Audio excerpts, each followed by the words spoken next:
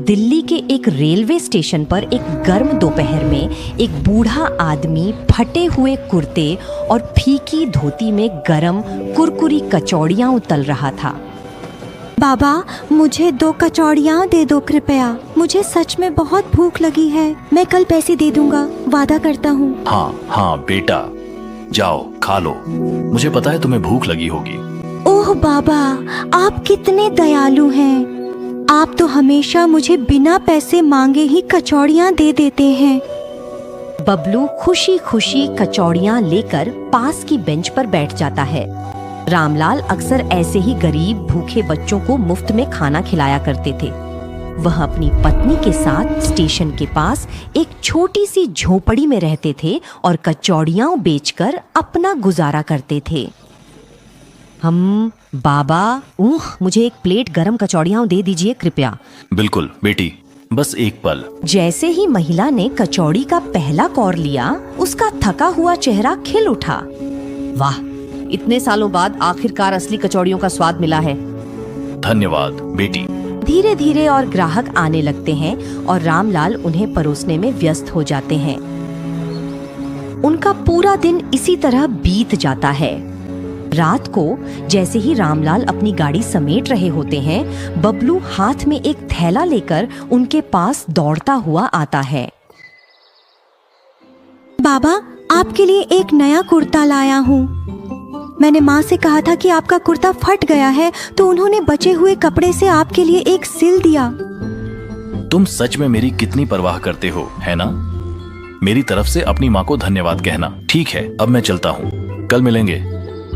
अगले दिन रामलाल वही कुर्ता पहनकर आते हैं जो बबलू की माँ ने सिल कर दिया था। लेकिन उस दिन बबलू स्टेशन पर नहीं आता।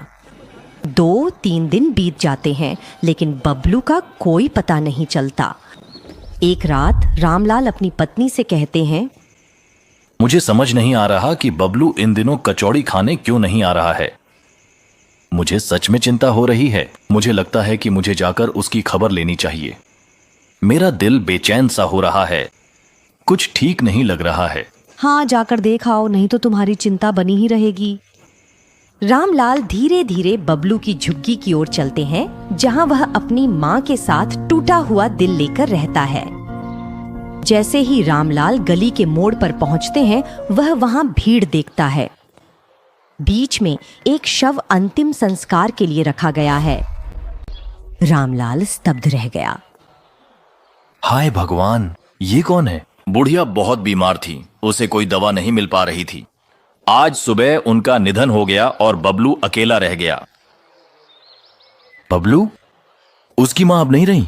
यह सुनकर रामलाल की आंखों में आंसू भर आते हैं।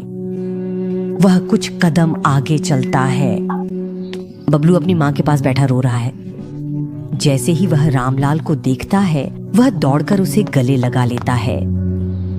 बाबा, माँ चली गई। वो चली गई, वो बिना कुछ कहे चली गई। वो मुझे अकेला छोड़ गई बाबा। अब मैं क्या करूंगा? रामलाल कांपते हाथों से उसे गले लगा लेता है और खुद भी रोने लगता है। मत रो बबलू, तुम्हारा बूढ़ा दादा तो है ना।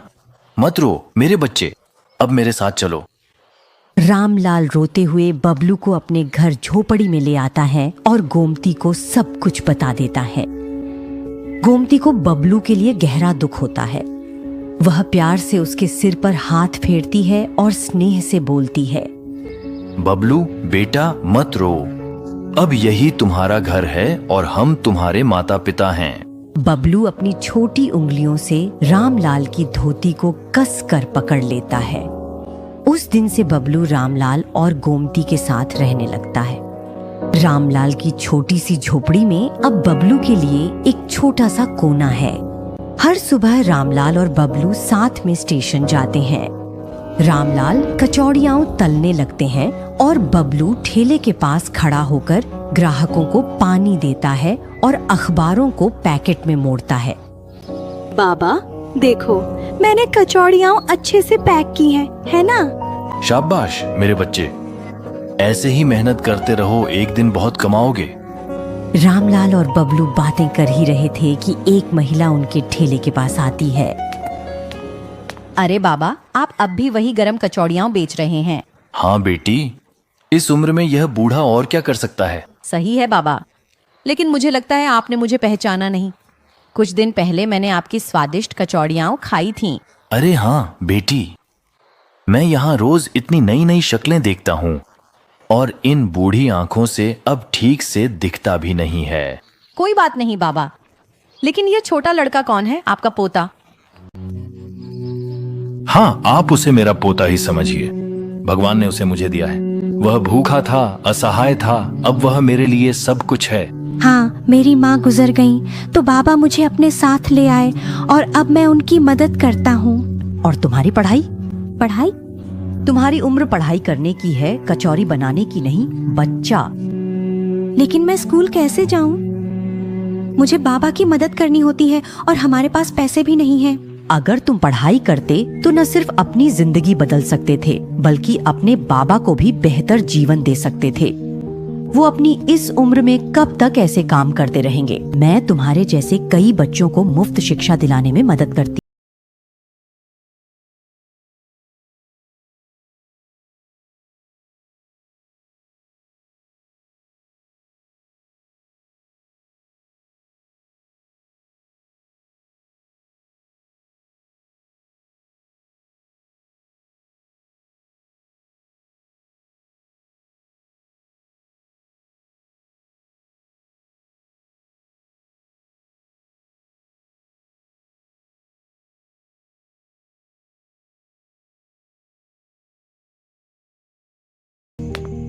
सुबह होते होते रामलाल और गोमती बबलू को हर जगह ढूंढते हैं, लेकिन वह कहीं नहीं मिलता।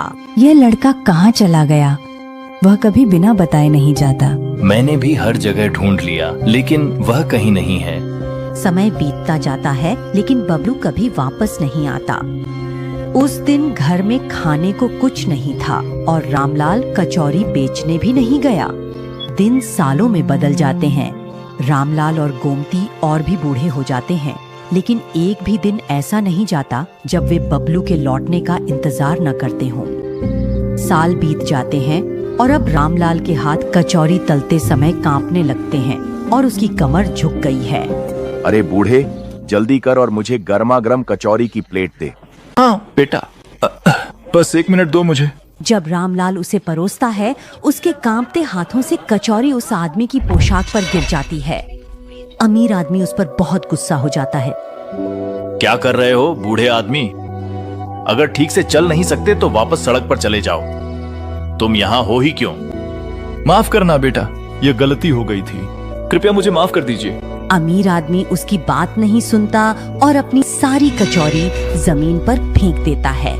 रामलाल हाथ जोड़कर विनती करता है, कृपया ऐसा मत कीजिए, मैं आपको ताजी कचौरी दे दूंगा, कृपया मुझे माफ कर दीजिए। तभी एक लड़का आता है और रामलाल को सहारा देकर उठाता है। क्या बड़ों से बात करने की तमीज नहीं है तुम्हें? अरे हीरो, क्या ये तुम्हारे पिता हैं या क्या? तुम इसकी तरफदारी क्यों कर रहे हो? हाँ, ये मेरे दादाजी हैं और तुम अभी इन्हें माफी मांगोगे। आइंदा कभी किसी के साथ ऐसा बर्ताव मत करना, वरना समझे? अरे छोटे बच्चे में इतनी अकड़, तू करेगा क्या? दफा हो जा बेवकूफ कहीं का। लड़का अपना आईडी कार्ड निकालता है और उस आदमी को दिखाता है। आदमी तुरंत रामलाल के पैर पकड़कर माफी मांगता है और फिर चुपचाप वहाँ से चला जाता है। अरे अरे, क्या तुम बबलू हो? लड़का जल्दी से रामलाल के पैर छूता है और उन्हें गले लगा लेता है। हाँ बाबा, आपने मुझे पहचान लिया। रामलाल उसे जोर से गले लगाते हैं और रोने लगते हैं। तुम सच में बबलू हो, मेरा बबलू। तुम कितने बड़े हो गए हो और एक असली अफसर जैसे लग रहे हो। हाँ बाबा, शालिनी दीदी ने मुझे पढ़ने में मदद की और आज मैं बड़ा अफसर बन गया हूँ।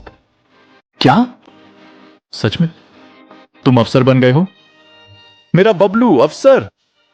अगर तुम्हारी अम्मा ये सुनेगी तो खुशी से पागल हो जाएगी। अम्मा कहाँ हैं बाबा? मैं उनसे मिलना चाहता हूँ।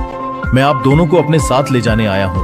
बबलू अपनी अम्मा और बाबा को अपने साथ शहर ले जाता है और उनके साथ खुशहाल जीवन बिताने लगता है।